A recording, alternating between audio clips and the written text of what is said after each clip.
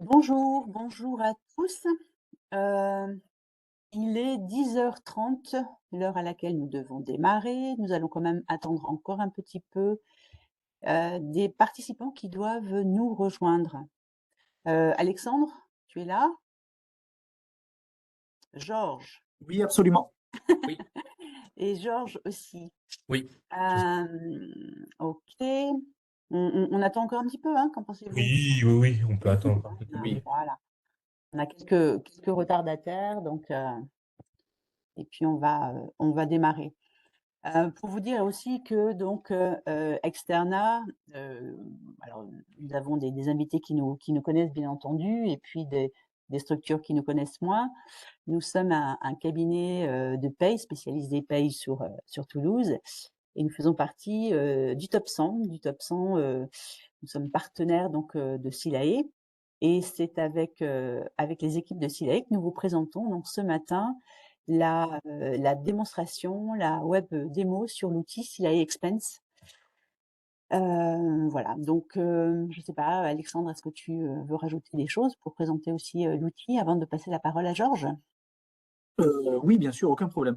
En fait, dans le développement de Silae qui est, connu pour être un éditeur, de logiciels, de paye, pour ceux peut-être qui ont suivi les actualités depuis un peu plus d'un an maintenant, nous avons réalisé donc de la croissance externe, en rachetant donc d'autres solutions, d'autres logiciels qui viendraient compléter effectivement l'offre de Silae auprès des partenaires, donc comme Externa en l'occurrence que tu évoques effectivement Sylvie, qui est top 100 chez Silae, donc qui a, j'allais dire, un statut un peu VIP et qui a, on va dire, des accès surtout directs pour avancer plus vite sur des sujets bien ciblés, paye et autres.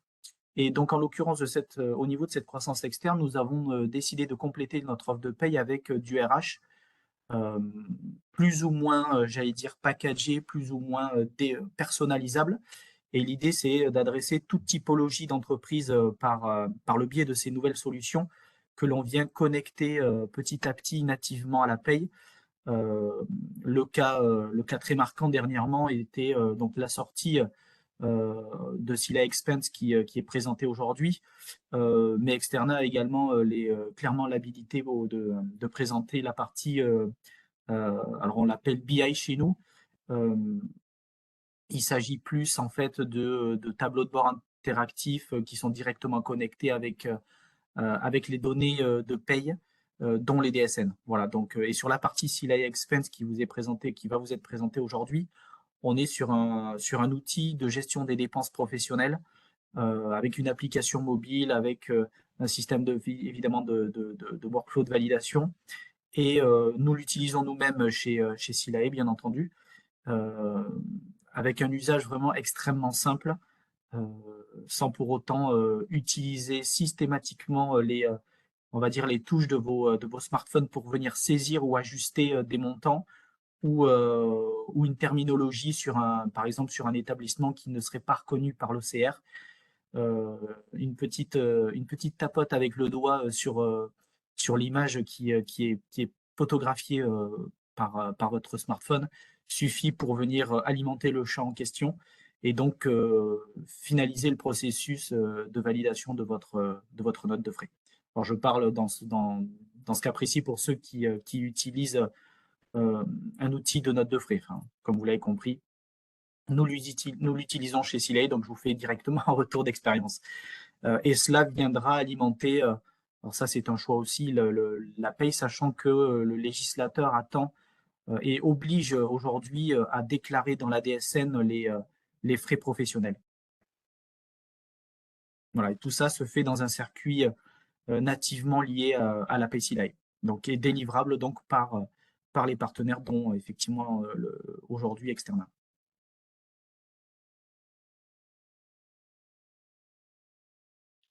On va peut-être laisser la parole donc à Georges. Oui, oui, oui. Bonjour à toutes et à tous. Est-ce que vous voulez qu'on commence petit à petit ou vous voulez qu'on attende encore quelques minutes? Ça fait déjà 5 minutes. On va démarrer. Moi, je propose de démarrer. Ok, super. Bah écoutez, avec grand plaisir, je me présente, Georges Bott. Je suis ce qu'on appelle un sales expert sur la partie notes de frais de CIA. Alors, comme l'a dit très bien Alexandre, euh, on va vous présenter tout simplement la solution, CIA Expense. Je veux juste m'assurer que tout le monde nous entende bien. Est-ce que c'est le cas? Et si c'est le cas, est-ce que vous avez la possibilité, normalement, vous avez un chat dans le WebEx où vous pouvez tout simplement y répondre. Ça vous permettra aussi de mettre, OK, je vois déjà un pouce levé. Donc, au niveau des réactions, c'est que ça fonctionne. N'hésitez pas, au fur et à mesure de la présentation, de poser vos questions dans le chat.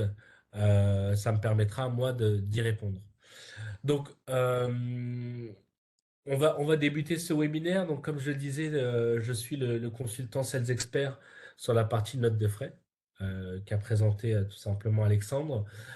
On va passer 1 heure ensemble et tout simplement, en fait, ça va être découpé en 4 grandes parties puisque la cinquième est plus sujet à des questions-réponses que vous aurez posées dans le chat. On va commencer par l'objectif de ce webinaire. En fait, l'objectif de ce webinaire est découpé en 2 grands axes. Le premier axe est bien sûr sur l'offre, Sila Expense.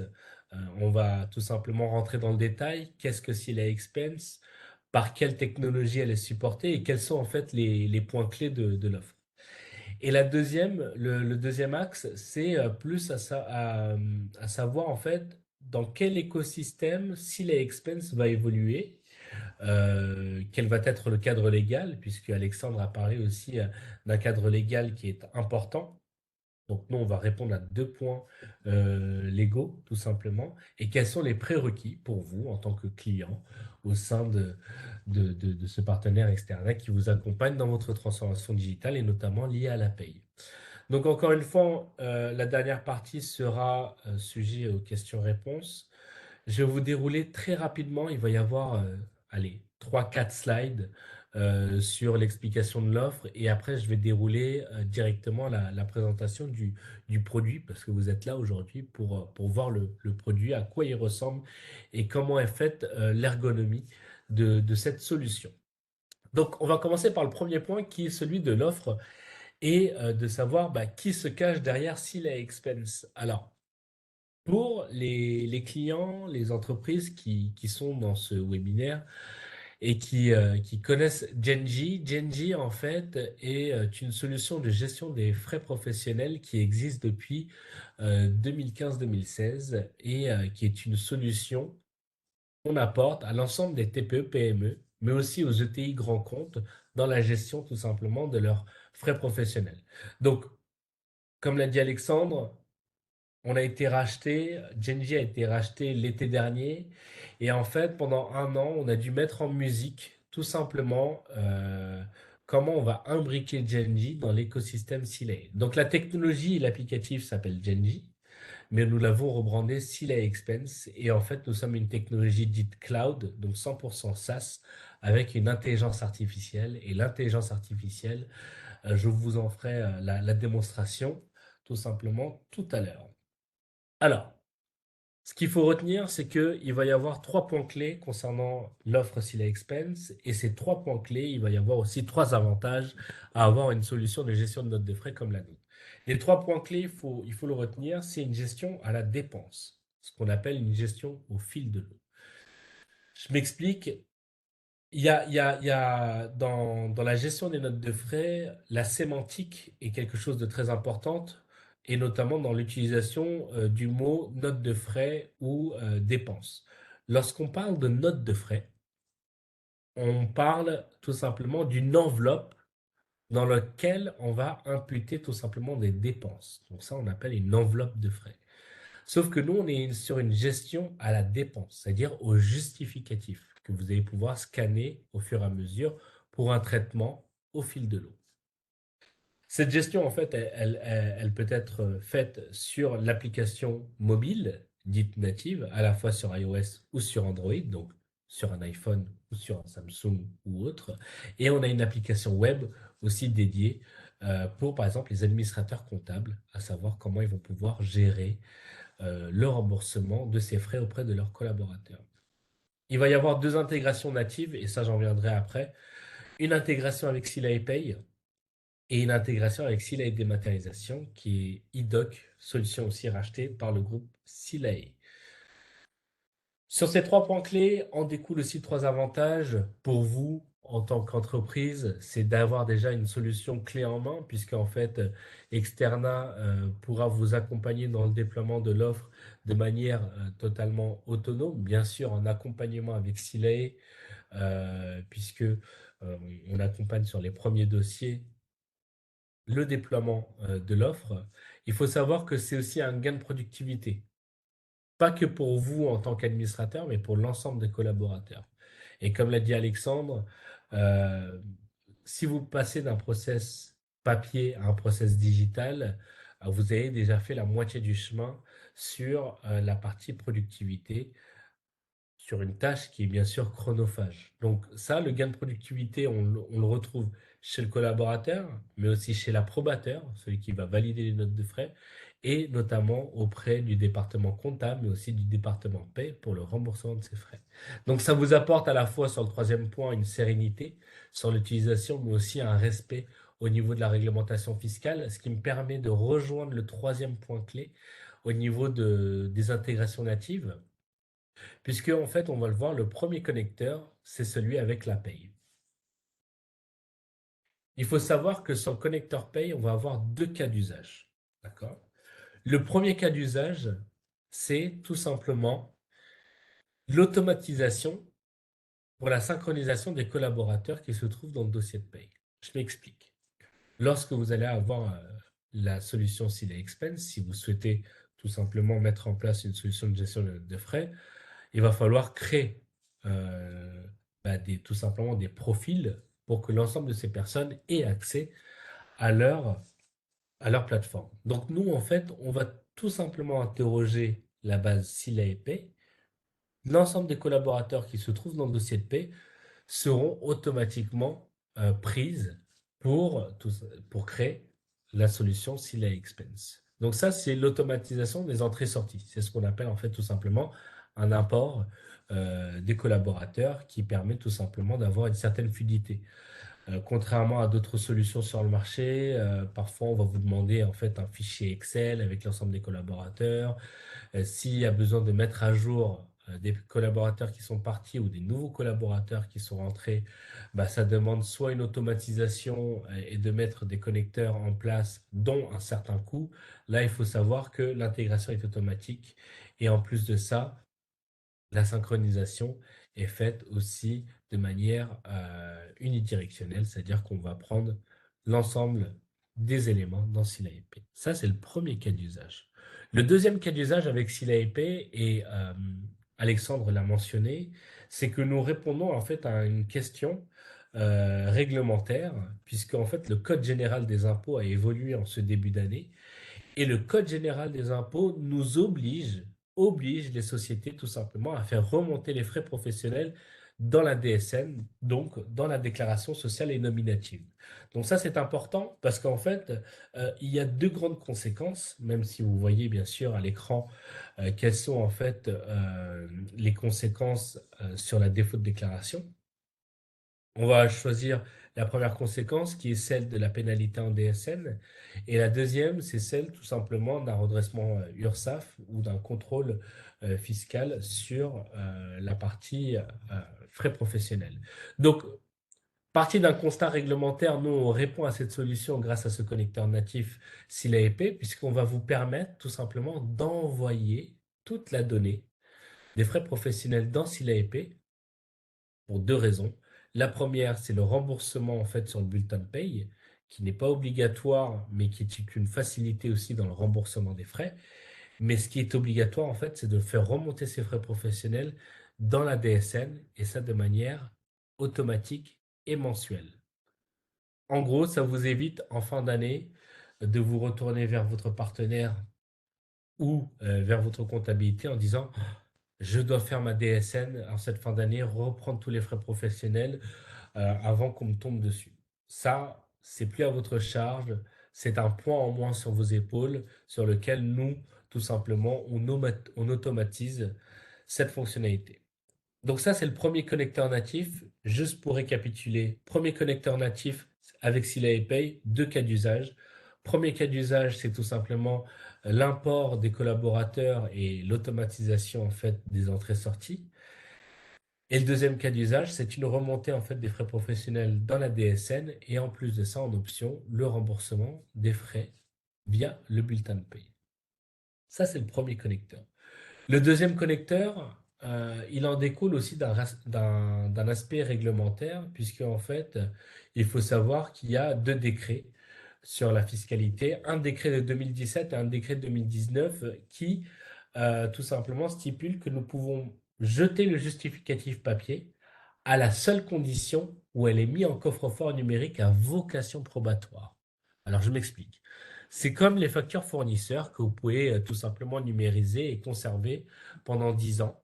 Ça va être la même chose en fait pour les facturettes ou les justificatifs des notes de frais que vous allez pouvoir conserver pendant 6 ans. Là est la nuance. 10 ans pour les factures fournisseurs, 6 ans pour les factures de notes de frais. Et ça de manière totalement dématérialisée et opposable URSSAF. Donc ça, c'est très important aussi de le souligner, c'est que en fait, cet archivage numérique pour la dématérialisation en fait des justificatifs des frais professionnels vous permet tout simplement de jeter le papier et de garder uniquement la copie numérique et d'être opposable vis-à-vis de l'URSSAF. Donc, je vais pouvoir commencer la démonstration de l'outil, mais c'était important en fait de faire ce récap sur le cadre légal, mais aussi sur l'aspect réglementaire, puisque en fait, avoir une solution de gestion de notes de frais pour gérer ces notes de frais, c'est bien, mais avoir une solution de gestion de notes de frais qui répond tout simplement à un cadre légal et fiscal, c'est encore mieux. Et en fait, avec Silae, et vous le savez, hein, si vous êtes accompagné avec Externa sur la partie paye, c'est que en fait, Silae répond notamment à toutes ces obligations, mais aussi à toute la partie légale et fiscale, chose que nous dupliquons aussi sur la partie expense. Donc, je vais tout simplement partager un écran, donc celui de mon téléphone portable, pour vous montrer à quoi ressemble l'application mobile. Donc, juste pour vous dire en fait comment va se dérouler la démonstration. Donc, en fait, la démonstration va se dérouler en 3 parties.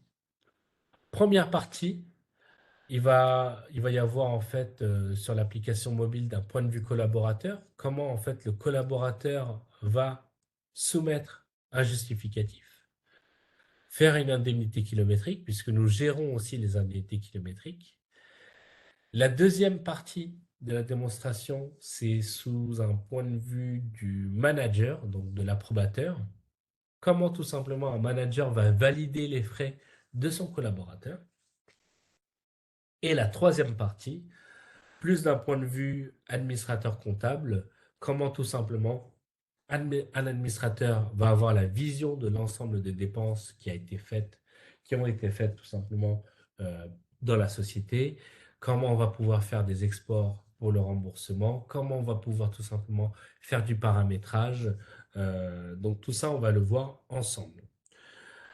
Je vais m'arrêter à chaque partie. Donc vous avez 3 parties. Je vais m'arrêter 3 fois pour savoir s'il y a des questions. Surtout, n'hésitez pas, parce qu'en fait, je ne vois pas de commentaires dans le chat. Alors, je ne sais pas si côté Externa, vous voyez s'il y a des questions. S'il y a des questions, n'hésitez pas à m'interrompre. Ça me permettra tout simplement d'y répondre. OK, on va commencer la présentation d'un point de vue collaborateur. Donc, ici, nous avons un iPhone sur lequel j'ai l'application Genji. Donc encore une fois, l'applicatif est Genji, même si elle sera rebrandée Sila Expense. Donc là, je vais cliquer dessus. Et vous allez voir que là, d'un point de vue collaborateur, ça reste très simple. En fait, on le voit ici, on a sur l'écran d'accueil 2 gros blocs. Et après, tout simplement les 3 dernières dépenses que le collaborateur a ajoutées. Le premier bloc à traiter, en fait, est un bloc qui est en orange. C'est ce qui va permettre tout simplement aux collaborateurs, mais aussi aux managers, d'être alertés sur des anomalies. Par exemple, type le doublon d'une même dépense ou dépassement de seuil. Donc, en fait, on va permettre d'alerter le collaborateur, le manager, mais aussi l'administrateur comptable sur d'éventuelles anomalies ou des problèmes rencontrés sur les dépenses qui ont été soumises par le collaborateur. Puis le deuxième bloc, où on a le chiffre 50, lorsque je clique dessus, en fait, c'est tout simplement l'historique de l'ensemble des dépenses qui ont été soumises par le collaborateur. En l'occurrence, là, je le vois, vous avez vu en orange, on voit que ça a été rejeté par mon manager, mais qu'en plus de ça, il y a eu des dépassements de seuil. C'est-à-dire qu'en fait, j'ai dépassé la politique de dépenses qui m'a été tout simplement soumise par la société. Je le vois ici, montant supérieur à 15 euros. Et en fait, là, le montant était de 18,50 €. Donc, je vais vous dire très honnêtement, le collaborateur, lui, il ne va pas chercher tout en bas de la liste l'ensemble de ses dépenses ou regarder chaque dépense à savoir si elle a été validée par son manager. On a un filtre ici qui nous permet tout simplement de vérifier, en l'occurrence, l'état d'avancement de sa dépense. C'est-à-dire que le collaborateur, lui, il peut voir si sa dépense a été validée par son manager, si elle a été comptabilisée ou tout simplement remboursée par sa société. Je reviens en arrière et encore une fois, les 3 dernières dépenses que le collaborateur a ajoutées. Puis vous voyez ici, en fait, en haut à droite, vous avez un petit bonhomme. Tout ça, c'est simplement, en fait, le profil du collaborateur. Et ce profil-là, en fait, on le récupère dans le dossier de paye. Donc, c'est important d'avoir, en fait, l'adresse email professionnelle renseignée dans la fiche collaborateur dans SILAEP. C'est le premier prérequis. Sur la paye, on vous demande d'avoir, en fait, l'adresse mail perso. L'adresse mail perso sert uniquement si vous êtes en dématérialisation en fait, du bulletin, puisqu'en fait, avec iDoc Perso, vous recevez une notification sur votre adresse mail perso. Par contre, pour la création de l'instance Sile Expense, on vous demandera d'avoir l'email pro renseigné dans la fiche collaborateur de Sile Pay. Au niveau des véhicules, parce que ça, je le disais, on gère aussi en fait les indemnités kilométriques, donc je peux mettre plus et je peux ajouter en fait une carte grise, un certificat d'immatriculation. Je peux la scanner, je peux importer une image, je peux importer un fichier. Là, en l'occurrence, j'ai importé tout simplement l'image d'une carte grise où je vais récupérer l'ensemble des champs, mais notamment le champ le plus important qui est le champ P6, qui est la puissance fiscale qui pourra être corrélée avec le barème kilométrique URSSAF. Et vous voyez, juste ici, en fait, vous avez quand même un statut de vérification parce qu'en fait, le collaborateur ne peut pas faire n'importe quoi. Il ne peut pas importer n'importe quelle carte grise. Il y aura toujours un contrôle de cohérence qui sera fait avec l'administrateur comptable pour bien vérifier que c'est bien la carte grise qui correspond bien au profil du collaborateur qui a été soumise. Alors, bien sûr, euh, vous avez aussi une base de connaissances qui est mise à votre disposition parce qu'on est bien conscient que si vous passez d'un process papier à un process digital, il vous faut une base de connaissances qui accompagne les collaborateurs. Et là, en l'occurrence, bah, vous avez la possibilité d'avoir un accompagnement écrit avec comment on va pouvoir gérer ces dépenses, comment on va pouvoir modifier les dépenses en cas de modification, etc. Donc vous voyez, cette base de connaissances est plutôt bien faite et ça permet de vous accompagner dans tout simplement la solution et la prise en main tout simplement de l'outil. Là, je vais tout simplement ajouter une dépense. Donc, je vais cliquer sur Ajouter. Je peux scanner un reçu, scanner plusieurs pages, importer un fichier, importer une image ou faire un frais kilométrique. Je vais scanner un reçu, juste pour vous montrer à quoi ça ressemble. Hop. Donc, je prends un reçu en photo et je vais pouvoir lier ce justificatif en fait à une nature de frais. Sur Sila Expense, on a recensé 32 natures de frais. Mais encore une fois, je vais vous dire, ces natures de frais sont totalement personnalisables. Je m'explique. C'est-à-dire que si sur les 32 natures de frais, vous n'utilisez pas les frais divers, postaux, greffes, dépôt de marque, etc., vous pouvez désactiver tout simplement toutes ces natures de frais et garder simplement celle qui vous intéresse le plus ou celle qui est tout simplement euh, en lien avec votre politique de dépenses. Donc, bien sûr, derrière chaque nature de frais, il y a un plan comptable avec une TVA déductible si vous êtes assujetti à la récupération de TVA. Ça, je vous le montrerai dans la troisième partie. Donc là, en l'occurrence, c'est un repas avec invitation. Je vais mettre suivant et vous allez voir ce qui se passe. En l'espace de quelques secondes, l'OCR, donc l'OCR, pour rappel, c'est le module en fait de reconnaissance des caractères qui va ponctionner l'ensemble des éléments du justificatif. Là, on le voit, il a surligné la date, le TTC, le taux de TVA avec les différents montants. Et je vais mettre sur suivant. J'ai un état récap de ma dépense, le nom du restaurant, la date à laquelle la dépense a été faite, le moyen de paiement, personnel ou corporate, avec les différents montants. Donc vous voyez, euh, le collaborateur, lui, aura juste besoin de sauvegarder sa dépense. Il n'a plus rien d'autre à faire. Par contre, on va juste aller sur la dépense et aller dans Modifier pour vous montrer un peu plus dans le détail ce que nous avons reconnu. Donc, on voit ici, petit compte, le restaurant, la date est bonne aussi, les montants, on va être aussi sur les bons montants, le bon taux de TVA. Et j'ai la possibilité tout simplement aussi de mettre soit des invités internes. Donc les invités internes, le cas d'usage qui se cache derrière, c'est notamment pour le monitoring sur la décrémentation des tickets restaurants et bientôt l'automatisation en fait de la décrémentation de ces tickets restaurants via SILAIP, puisqu'en fait on reprend la base collaborateur du dossier et on dit bah, j'ai déjeuné avec telle personne. Ou je peux tout simplement renseigner un commentaire aussi. Là, par exemple, j'ai 4 couverts et je peux tout simplement, et ça, Alexandre faisait mention de ça au tout début, c'est une interaction avec le reçu pour tout simplement le mettre juste ici et enregistrer la dépense. Alors, vous voyez, c'est assez simple. Et en plus de ça, c'est une dépense que j'ai déjà scannée, je pense, hier ou avant-hier. Non, plus hier, parce qu'avant-hier, on était dimanche.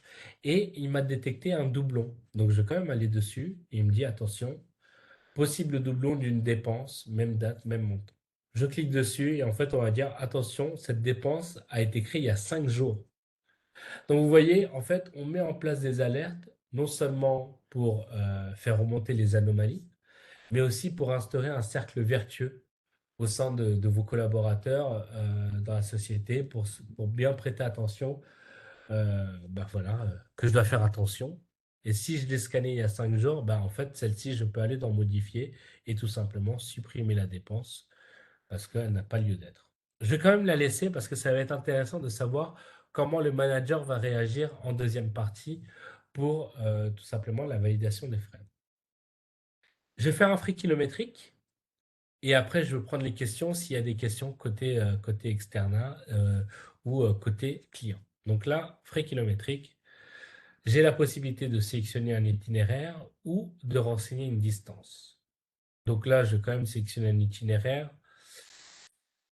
Je peux choisir sur la cartographie tout simplement de se dire, tiens, je vais partir de mon domicile. Donc là, 3 places agricoles. Et je vais aller tout simplement, je peux mettre une adresse totalement lambda. On va mettre, tiens, Arc de Triomphe. Je sais pas pourquoi. Arc de Triomphe. On va mettre en fait le nombre de kilomètres. Quand je clique sur aller simple, il va me calculer l'aller-retour. Et si vous avez une population de commerciaux, on peut tout simplement ajouter plusieurs destinations parce que on peut se dire que le commercial va faire un point A, B, C, D, retour au point A. Donc, il peut mettre toutes ces destinations et après cliquer sur suivant. Donc là, je vais devoir mettre le libellé. En l'occurrence, trajet pro. Et je peux mettre un commentaire, mettre sur suivant, et en fait, on a le calcul de l'indemnité kilométrique en fait, qui est corrélé avec la puissance fiscale et tout simplement le barème kilométrique URSSAF pour le calcul tout simplement du remboursement. Et je sauvegarde. Et là, on est bon pour la première partie. Première partie, collaborateur, vous avez vu, j'ajoute, il scanne, il prend les éléments, je vérifie et j'ai juste à sauvegarder. La même chose pour l'indemnité kilométrique, je saisis en fait tout simplement mon trajet, je sauvegarde et il n'y a rien d'autre à faire pour le collaborateur. Ça part automatiquement en fait dans un circuit d'approbation qui va automatiquement chez le manager pour validation des frais. Est-ce qu'il y a des questions pour cette première partie?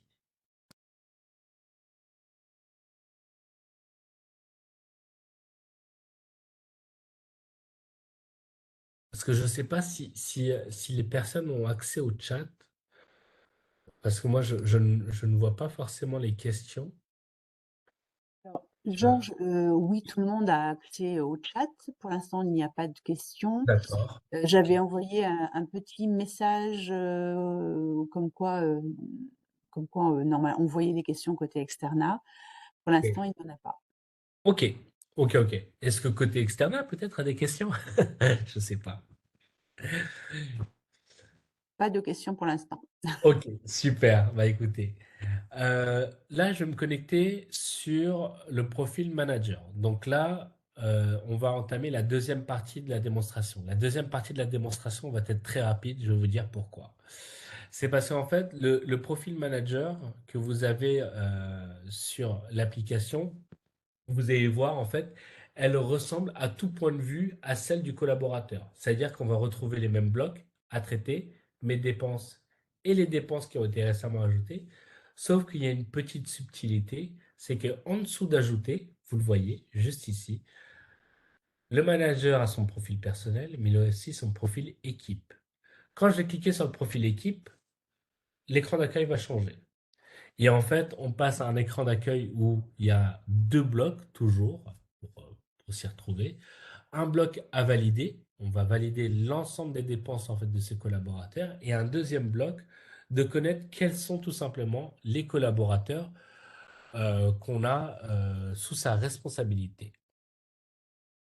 Alors, c'est bien, j'ai une question. Bonjour, peut-on ajouter un tableau de distance avec des trajets effectués régulièrement? Ça, c'est une très bonne question.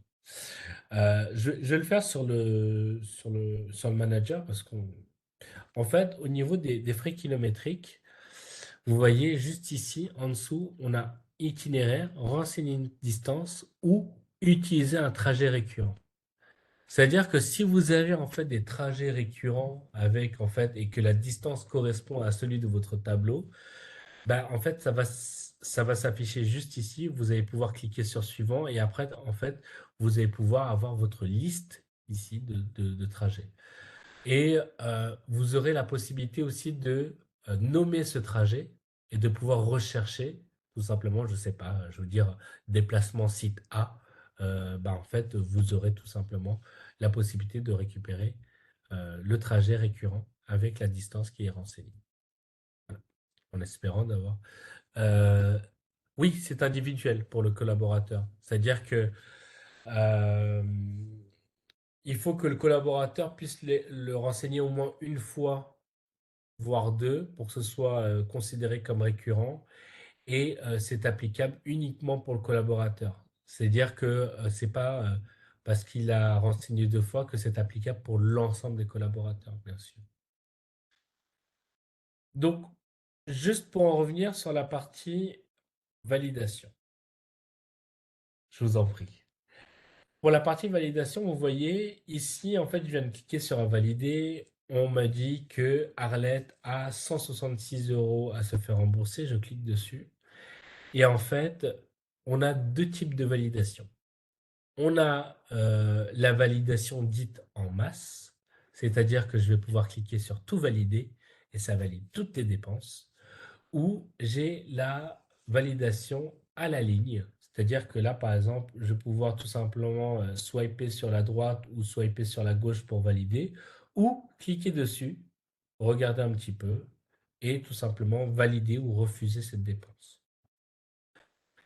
Lorsque je refuse une dépense, j'anticipe parfois les questions, lorsque je refuse une dépense, la dépense est totalement clôturé et rejeté, le collaborateur reçoit une notification par email comme quoi sa dépense a été rejetée. J'ai la possibilité de remplir un champ commentaire dans la dépense pour dire pourquoi en fait cette dépense a été refusée. Non-respect de la politique de voyage ou tout simplement dépassement de seuil, etc., etc. On a mis aussi des étapes de contrôle pour le manager. C'est-à-dire que le manager, lui, il ne peut pas valider tout et n'importe quoi. Si notre outil détecte tout simplement des anomalies, et là on le voit, hein, encore, qui dit anomalie dit couleur orange, bah là on voit qu'il y a un doublon. C'est la même dépense, même montant, même nom, etc. Et même date. Quand je vais devoir cliquer sur tout valider, parce que je me dis, tiens, j'ai pas le temps, je vais tout valider et après on verra ce qui se passe. Ben, on va me dire, ah ben non. En fait, les dépenses qui ne respectent pas les règles relatives à la politique de dépenses seront ignorées. Vous devez les valider de manière individuelle. Je vais quand même continuer pour vous montrer en fait à quoi ça correspond. On va me valider uniquement les dépenses qui n'ont pas eu d'anomalie, mais me laisser les dépenses sur lesquelles en fait il y a un problème. Et c'est-à-dire que je vais devoir rentrer sur cette dépense et devoir valider moi-même ici. Et encore, en validant, on va quand même me demander, est-ce que tu es bien sûr de vouloir valider cette dépense puisque nous avons détecté une alerte. Donc voilà. Ça, c'était pour vous dire que nous avons quelques quand même alertes qui sont mis en place, qui permet à la fois de fluidifier le process, d'alerter le collaborateur, d'alerter le manager et d'instaurer encore un cercle vertueux. J'en reviens au maître mot de Silae, c'est de pouvoir gagner aussi en productivité sur la gestion des notes de frais qui est quand même euh, quelque chose d'assez chronophage et lourd en termes de process. Donc là, j'en ai terminé sur la partie manager. Je ne sais pas s'il y a des questions avant de passer à la partie administrateur comptable. Hop.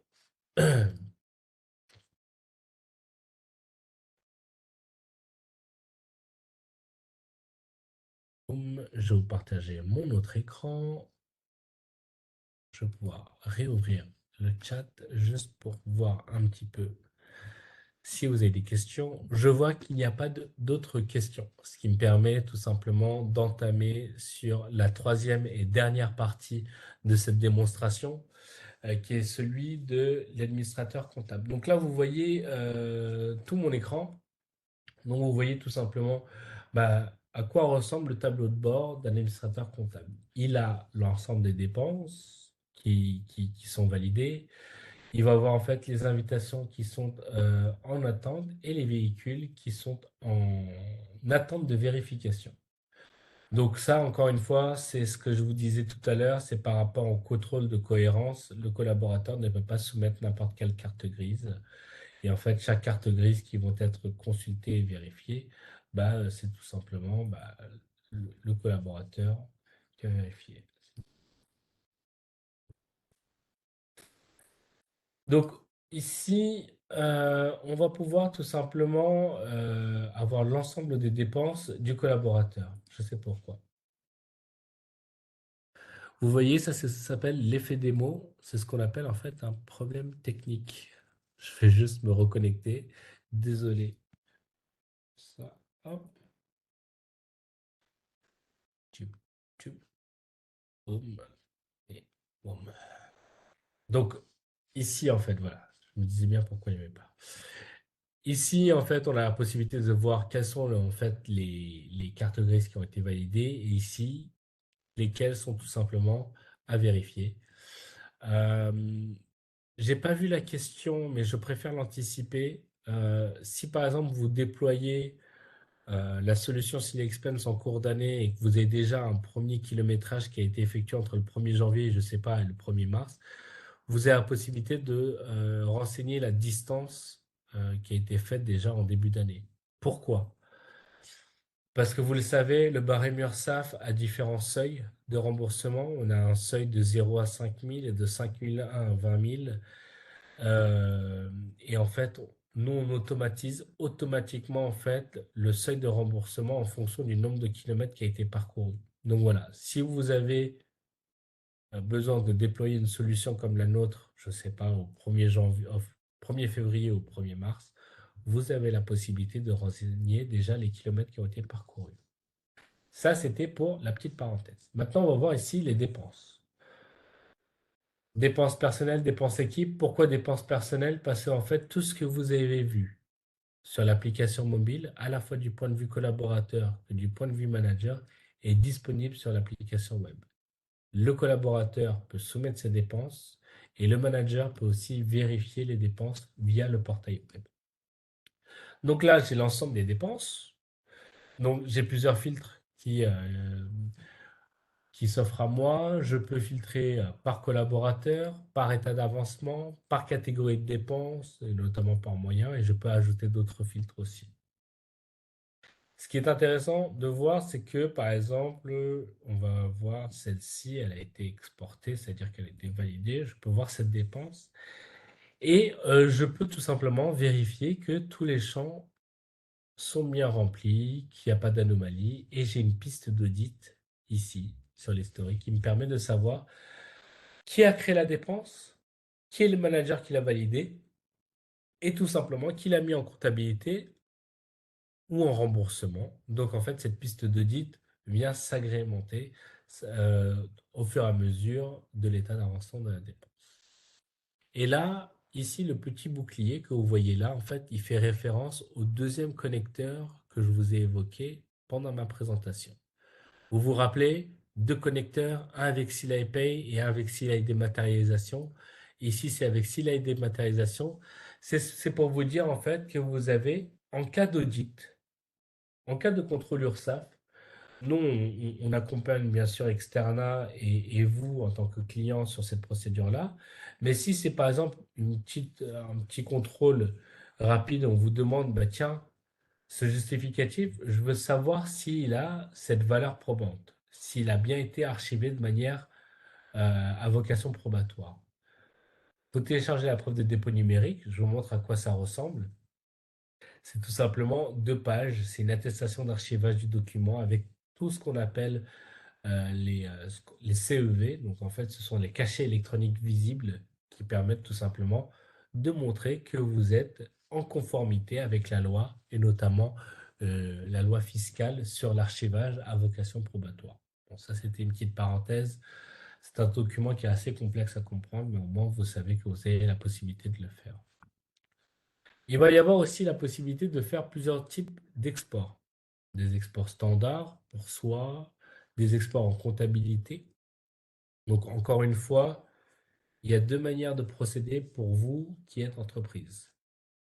Première, et ça c'est l'ensemble du marché et je trouve ça bien dommage, c'est le remboursement des frais via la comptabilité.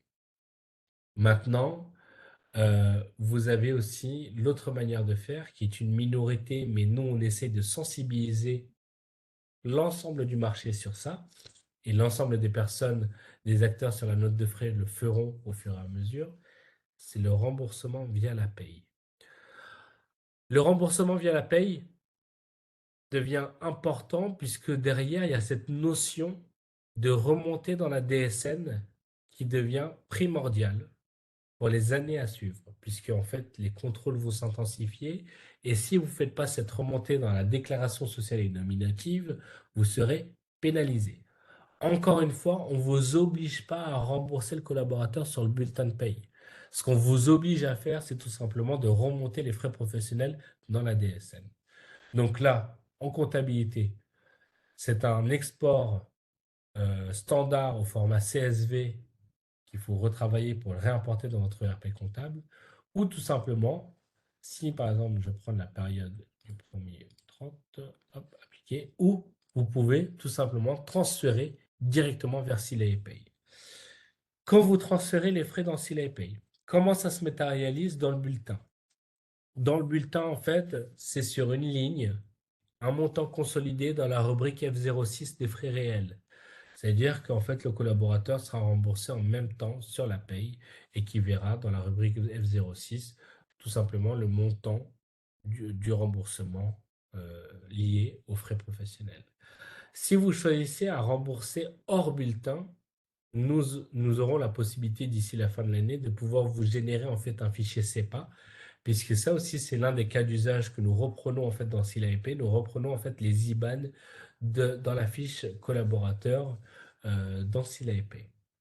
Donc encore une fois, au niveau du paramètre sur l'application Scyllae, on vous laisse le choix de rembourser sur le bulletin ou hors bulletin. Encore une fois, que ce soit l'option A ou l'option B, on ne vous pénalise pas. Nous faisons quand même la remontée dans la DSN de manière automatique et mensuelle. Une petite subtilité aussi, avant de passer au paramétrage de la société, c'est que si vous avez un dirigeant qui est dans une holding et qui ne figure pas dans le dossier en paix traité par Scyllae, donc nous avons la possibilité de gérer en fait cette population de TNS pour qu'ils aient un accès à Scylla Expense et qu'ils puissent valider les frais des collaborateurs qui sont dans le dossier en paye Scylla. Donc ça, on a la possibilité de gérer aussi cette population-là. Au niveau du paramétrage société, donc là, on est sur du général, nom de société, ça, on le récupère directement grâce à la synchronisation. Et qu'est-ce qu'on récupère aussi à la synchronisation? C'est l'ensemble des collaborateurs. On est conscient que sur une entreprise de 30 collaborateurs, il peut n'y avoir que 10 collaborateurs qui vont faire des notes de frais. À ce moment-là, dans les invitations à l'attente, vous pouvez sélectionner uniquement les personnes qui vont avoir l'utilisation de la solution. On récupère tous les collaborateurs. Ce que nous ne récupérons pas, c'est la hiérarchie organisationnelle. Pourquoi? Parce qu'en fait, on s'est aperçu que les personnes qui valident les congés ne sont pas forcément les personnes qui valident tout simplement les frais professionnels des collaborateurs. Donc, ce qu'on vous demandera, et ça c'est bien sûr avec l'aide de Externa, notamment vous avez aussi une personne dans l'implémentation de la solution chez Externa que je connais, qui est Sandrina, qui va pouvoir vous aider dans cette partie-là, c'est tout simplement la gestion des droits. Si vous ne mettez pas de gestion de droits, en fait, c'est tout simplement un collaborateur qui va tout simplement soumettre uniquement ses frais professionnels et qui n'aura pas le droit de validation, comme on le voit ici, valideur, ou un droit d'administration ou de comptable, comme on le voit ici. Encore une fois, bien sûr, si par exemple vous avez un valideur qui est malade, vous avez la possibilité d'accorder une délégation à une personne, de dire Arlette, je lui donne une délégation avec accès complet sur tous les utilisateurs de telle date à telle date. Donc ça permet tout simplement de pallier par exemple à des arrêts maladie. Je vais terminer, il va me rester ce point-là et le point de l'export comptable. Donc ici, en fait, on a les 32 natures de frais que je vous ai évoquées. On a la possibilité, par exemple, sur la mobilité, de désactiver l'ensemble de, ces champs-là, mais j'ai la possibilité aussi de pouvoir modifier s'il y a besoin de modifier. À ça, en fait, s'ajoute la politique de dépenses. Donc, sur les natures de frais, je peux mettre, par exemple, une politique de dépenses. Et c'est là, en fait, on va voir tout simplement les seuils d'alerte. Si par exemple un repas seul, je dépasse 15 €, on aura les alertes en orange qui vont s'afficher sur le mobile, comme je vous l'ai montré, dépassement de seuil, doublon ou d'autres alertes. Sur les frais kilométriques, on a la possibilité de désélectionner la distance manuelle. Ça, j'aime bien en faire mention puisque une étude est apparue comme quoi en fait les collaborateurs ont parfois tendance à gonfler le remboursement des frais professionnels sur la partie des indemnités kilométriques, tout simplement en grossissant le nombre de kilomètres. Donc on peut tout simplement lui obliger la sélection de la cartographie dans laquelle on va pouvoir tout simplement mieux monitorer le nombre de kilomètres qui ont été parcourus. On gère à la fois le barème URSSAF, mais on est conscient que certaines sociétés sont à taux fixe Donc, ils peuvent tout simplement rajouter un taux personnalisé sur les barèmes kilométriques. Je vais terminer sur ce point, ce qui va nous permettre peut-être de répondre à certaines questions si vous en avez. Donc, sur la règle de plan comptable, il est corrélé en fait au nombre de nature de frais que vous avez. Je prends par exemple ici le carburant. Vous aurez la possibilité tout simplement de renseigner le compte de débiteur, de mettre une TVA déductible. Là, je l'ai pris sur la catégorie essence, donc si vous êtes assujetti à la récupération de la TVA. Et on peut aller plus loin, c'est-à-dire qu'on a des comptes de débiteurs spécifiques qu'on peut tout simplement choisir un collaborateur et l'imputer à un compte de débiteur. Donc sur ça, en fait, ça vous permet tout simplement de faire un export comptable au format CSV, qui sera certes, on aura besoin de le retravailler si vous avez besoin de le réimporter dans un ERP comptable. On est en train de travailler sur une librairie d'export personnalisé avec les ERP du marché qui sera disponible courant 2024. Et le dernier point que je ne vous ai pas mentionné, c'est ici. C'est tout simplement en fait la visibilité de savoir combien il y a de justificatifs dans votre coffre-fort numérique. Puisque en fait, c'est un coffre-fort que vous avez pendant 6 ans. Et au bout de 6 ans, vous avez la possibilité de faire la demande d'une purge, ce qui vous libérera de l'espace. Mais nous ne le faisons pas avant 6 ans parce qu'en cas de contrôle URSSAF, nous sommes obligés de vous montrer que les pièces sont bien tout simplement entreposées dans le coffre-fort numérique. Donc voilà, j'ai fait le tour de la solution. Vous avez vu, c'est assez rapide, mais c'est à la fois tout simplement assez simple, assez ergonomique. Donc, je ne sais pas s'il y avait des questions auxquelles je peux répondre ou est-ce que j'ai été très clair? A priori, il n'y a pas de questions, Georges. Tout a été très clair. Que Oui, les questions vont germer. oui, souvent Mais après. pour l'instant, pas de demande de précision complémentaire.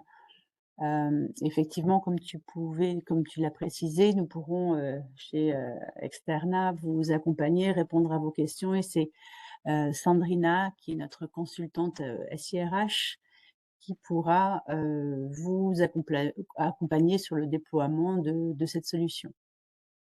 Oui, ouais, ouais. Et après, voilà, je sais que ça fait beaucoup d'informations à assimiler parce qu'on a vu plusieurs choses. On a vu les connecteurs avec l'écosystème Silae.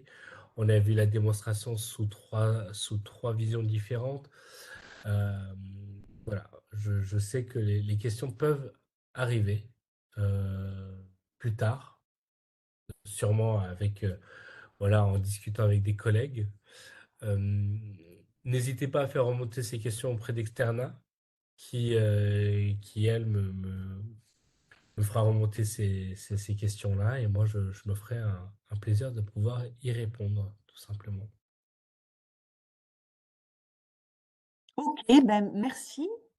Merci beaucoup pour cette démo qui était très claire. Et puis, on ne manquera pas de faire remonter des questions, effectivement, s'il y en a. Voilà. C'est entendu. À Merci votre beaucoup. disposition. Merci à vous. Merci. Merci à vous, Merci. merci à tous. Merci. Au revoir. Au revoir.